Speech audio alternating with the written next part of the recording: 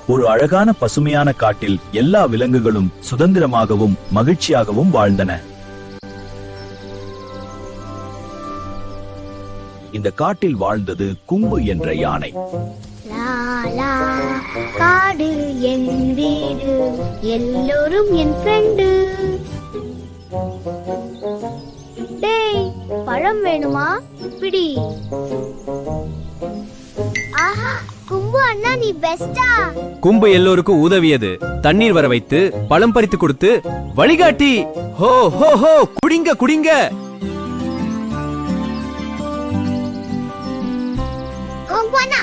கும்பு அண்ணா நீ ரொம்ப நல்லவன் டிக்கி. சிட்டு, அதுக்காக நீ என் தலையிலே நடனம் ஆடுற. கும்புமா நண்பர்களே,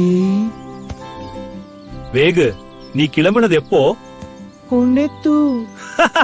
ஆனால் காட்டில் ஒரு திமிர்காரன் இருந்தான். நான் தான் காட்டின் ராஜா, என் முன்னால் யாரும் நிற்க கூடாது. டேய் யானை, நீ வெறும் ஒரு பெரிய சாப்பிடும் இயந்திரம்.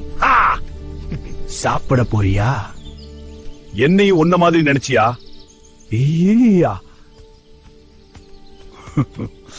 நல்ல வேளை யாரும் பார்க்கல. நாங்க பாத்துட்டோம்.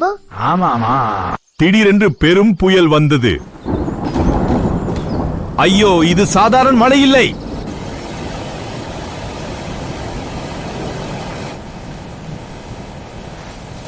என் கூடு, என் முட்டைகள். ஐயோ,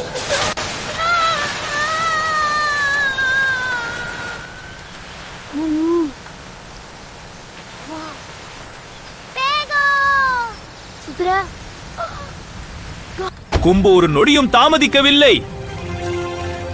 இதோ வந்துட்டேன்.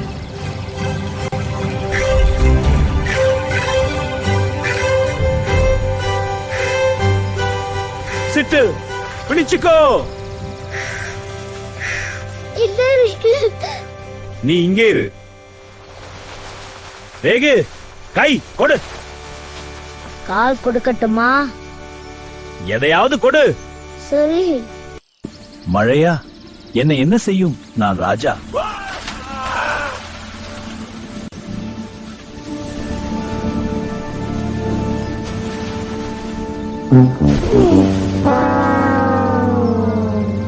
ஐயோ, நான் ஒட்டிக்கிட்டேன்.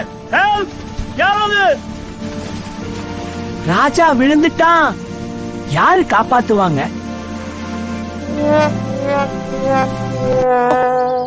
அவன் என்ன சொன்னாலும் அது அவன் விஷயம். நான் யாரையும் கஷ்டத்தில் விட மாட்டேன். கும்பு அண்ணா. கும்பு, பேசாம பிடிச்சுக்கோ ராஜா.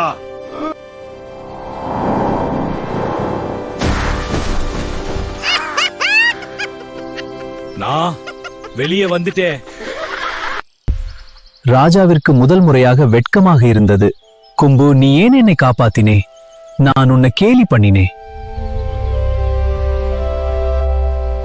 ராஜா, அன்பு என்பது திரும்பி வருவதற்காக செய்வதில்லை, இதயத்தில் இருந்து வருவது.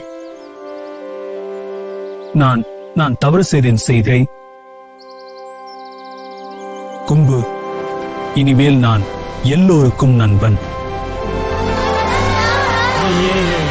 அன்றிலிருந்து ராஜா மாறிவிட்டான். கும்பின் அன்பு அவனை வென்றது. ஹச்சு, சிட்டு.